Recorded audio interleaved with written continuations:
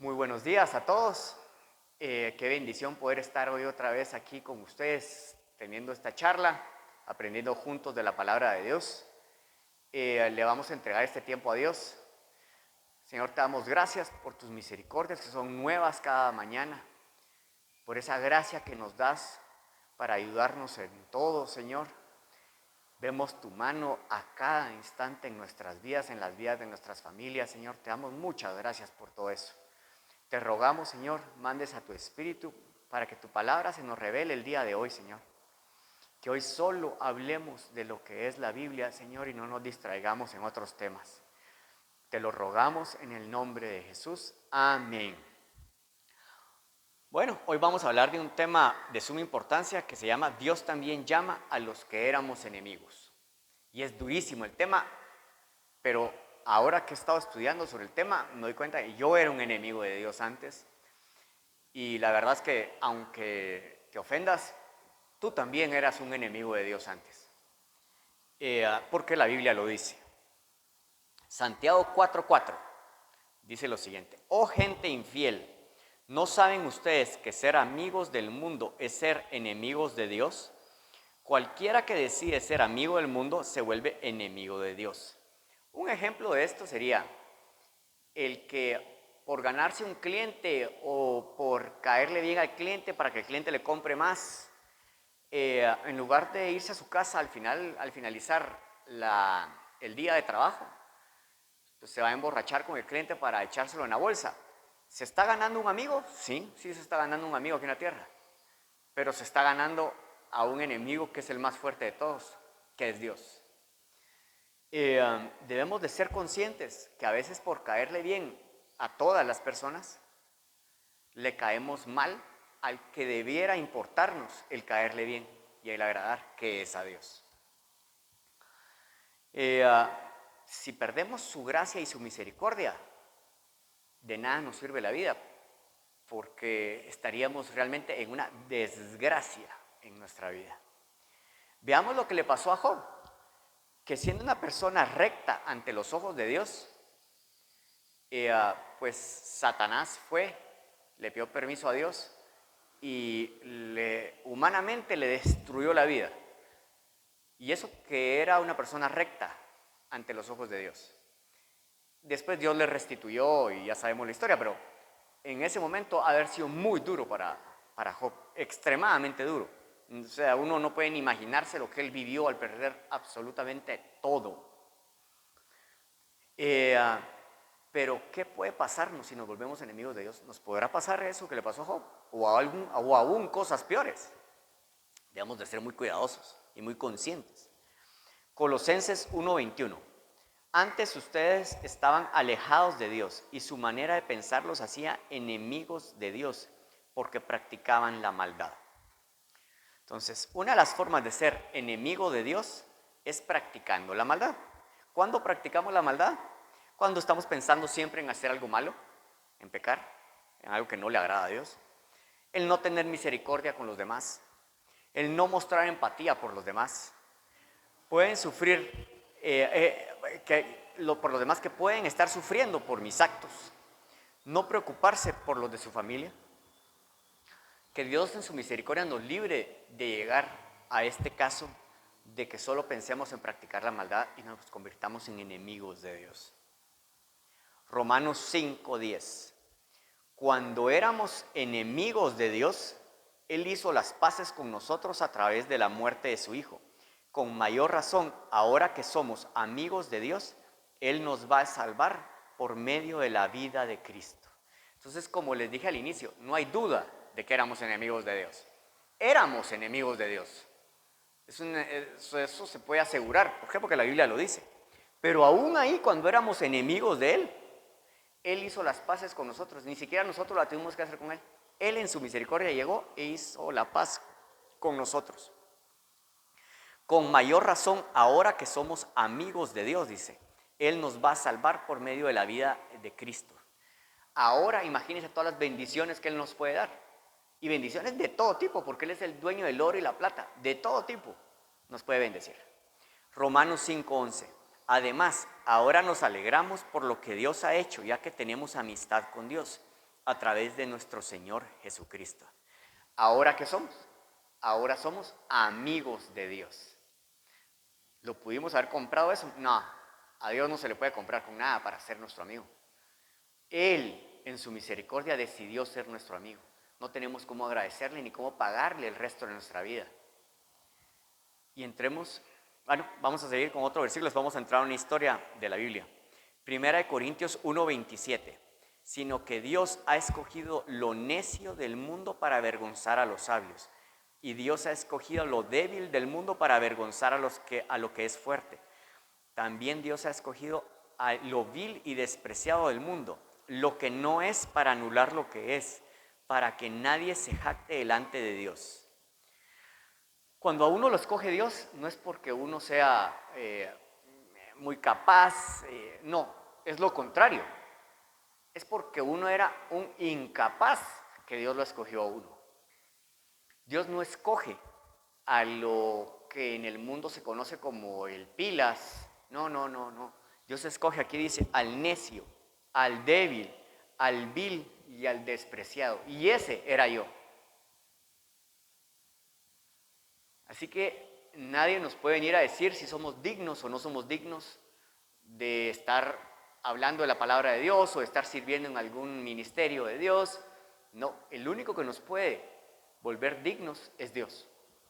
Y decir hasta cuándo lo podemos servir. 2 Corintios 5:17. De modo que si alguno está en Cristo, nueva criatura es. Las cosas viejas pasaron, ahora han sido hechas nuevas. Y todo esto procede de Dios, quien nos reconcilió con Él mismo por medio de Cristo y nos dio el ministerio de la reconciliación. Entonces Dios nos dio un borrón y cuenta nueva. Aprovechémoslo.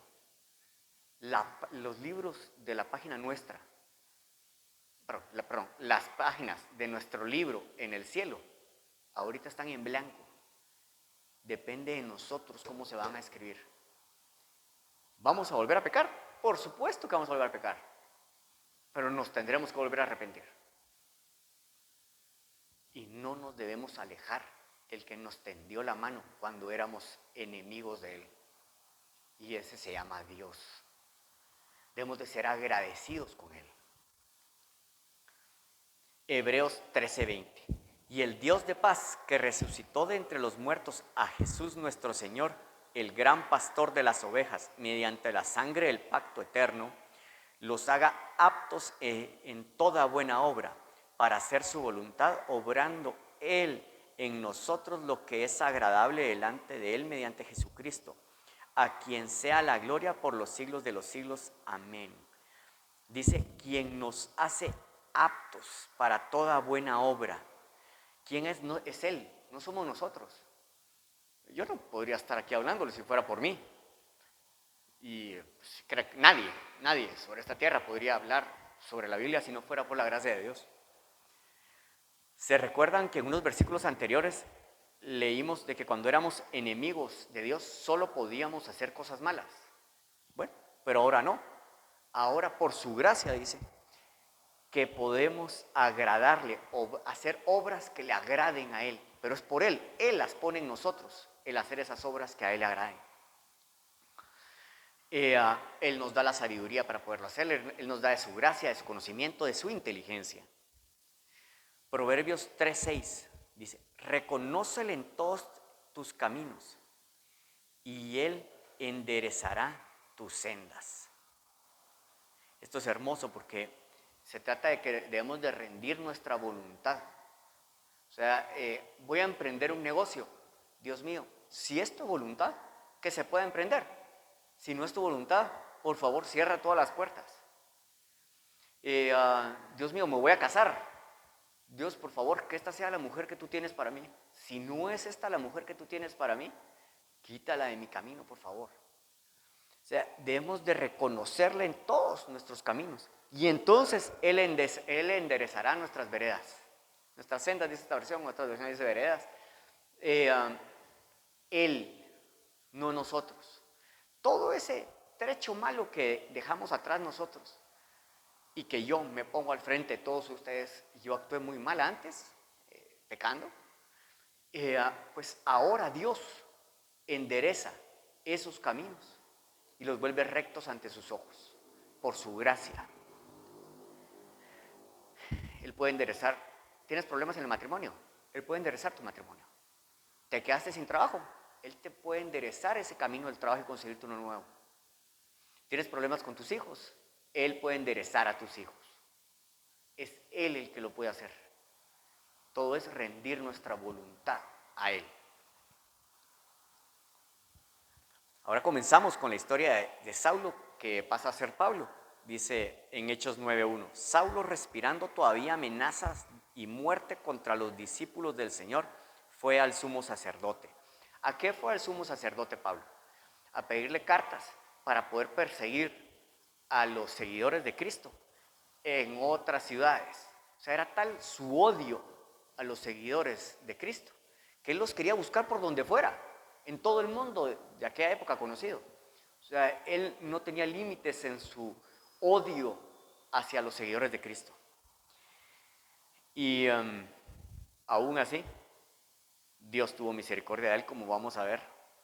Dice en el versículo 9:13, pero Ananías respondió, Señor, he oído de muchos acerca de este hombre, cuánto mal ha hecho a tus santos en Jerusalén. O sea, Pablo se dedicaba a hacer el mal a todos los seguidores de Cristo.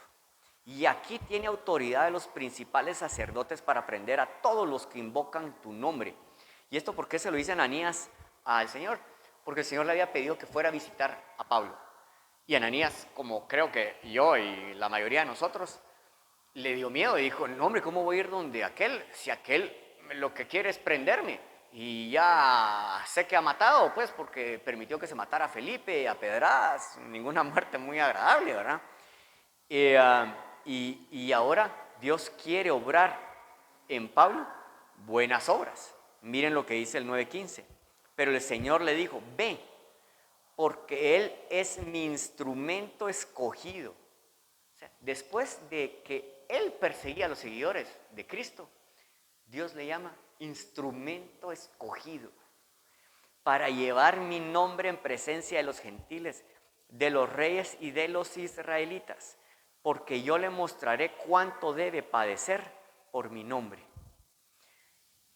Imagínense, después de ser un enemigo, era todo lo que leímos al inicio, era necio, vil, lo despreciado por los hijos de Dios, y Dios lo llama y ahora le llama mi instrumento para hacer la obra de Dios aquí en la tierra. Todavía hasta la fecha seguimos leyendo los libros de Pablo que dejó en el Nuevo Testamento, o las cartas, como usted quiera decir, de Pablo que dejó en el Nuevo Testamento, que es el que más escribió en el Nuevo Testamento, por cierto, después de haber sido un perseguidor de la iglesia, se convirtió en un instrumento escogido de Dios y sigue siendo de bendición para nuestras vidas. ¿Cuánto más tú? ¿Cuánto más yo? Todos los que estamos aquí podemos llegar a ser un instrumento escogido de Dios para llevar la palabra de Él a todo el mundo. Llamado de Leví, que se convierte en Mateo, dice Lucas 5:27, después de esto Jesús salió y se fijó en un recaudador de impuestos, llamado Leví, sentado en la oficina de los tributos, y le dijo, sígueme, a un recaudador de impuestos que vamos a ver quiénes eran. Lucas 5:30, y los fariseos y sus escribas se quejaban a los discípulos de Jesús diciendo, ¿por qué comen y beben ustedes con los recaudadores de impuestos y con los pecadores? Pues traduzcámoslo a este tiempo, con la lacra de este mundo, con aquel drogadicto, con aquel pecadorazo, con aquel que dejó a su esposa, con aquella que dejó a su esposo. ¿Por qué Dios está comiendo, en ese caso Jesús, por qué está comiendo con esa mujer que dejó a su esposo en este momento? Pues vamos a ver por qué. Jesús le respondió, los sanos no tienen necesidad de médico, sino los que están enfermos. No he venido a llamar a justos, sino a pecadores al arrepentimiento. Dentro de la sociedad judía, unos de los peor vistos socialmente eran los recaudadores de impuestos. ¿Por qué? Porque ellos le servían al imperio de Roma para sangrar a sus propios hermanos, quitándoles su dinero, para dárselo al imperio de Roma. O sea, los que los tenían bajo la planta de sus pies, subyugados. Y no solo eso, sino aparte les cobraban un extra para ellos volverse ricos. O sea, era, digamos, lo peorcito que hubiera ahorita, ¿verdad? Pero por ellos había venido Jesús, dice. No he venido a llamar a justos, sino a pecadores al arrepentimiento. Por eso me llamó a mí. Por eso te llamó a ti. Así que si alguien te llega a decir que tú no puedes servir a Dios porque no eres digno, pues dile de que no es Él el que te lo tiene que decir. Que Dios ya te purificó, ya te justificó, ya te santificó ante sus ojos. Y así como lo hizo contigo, lo puede hacer con la persona que te está diciendo que tú no debes servirle a Dios. Claro que lo debes hacer. Si lo hicieron estos dos personajes, ¿cómo no lo puedes hacer tú?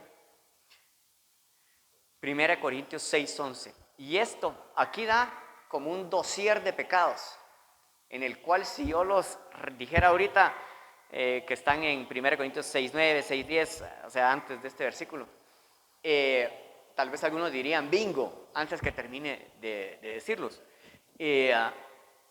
Todos hemos cometido alguno de esos pecados que están ahí. Pero miren lo que dice. Y esto eran algunos de ustedes, pero fueron lavados, pero fueron santificados, pero fueron justificados en el nombre del Señor Jesucristo y en el Espíritu de nuestro Dios. Así que ya nadie te puede venir a condenar. Nadie te puede venir a decir que no puedes hablar de Dios, que tú no tienes cara para hablar de Dios porque eras un pecador. El hombre nuevo que eres tú, ese está limpio. Dice que está lavado, santificado y justificado. Dios te hace apto para toda buena obra de ahora en adelante. Lucas 7:47. Por lo cual te digo que sus pecados, que son muchos, han sido perdonados, porque amó mucho. Pero a quien poco se le perdona, poco ama. A mí Dios me perdonó mucho. ¿Cómo no voy a estar yo agradecido con Él? Lo amo mucho. Y estoy seguro que igual tú. Así que atrévete y lánzate al servicio que Dios te está pidiendo. Conclusión, a Dios no le importa tu pasado, le importa lo que puede hacer en tu vida y con tu vida de ahora en adelante. No dejemos que otros nos digan qué es lo que podemos hacer y no podemos hacer. Que otro te diga que tu vida está manchada por tu pasado. No dejes eso. Pregúntale al que es importante que te dé la respuesta, y ese es Dios. Y si Dios te manda a hacer su obra, para Él ya estás santificado, lavado, justificado. Eres una nueva criatura.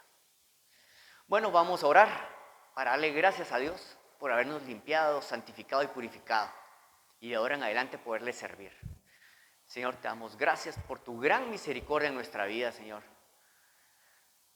No éramos dignos nosotros definitivamente, Señor, de tal misericordia.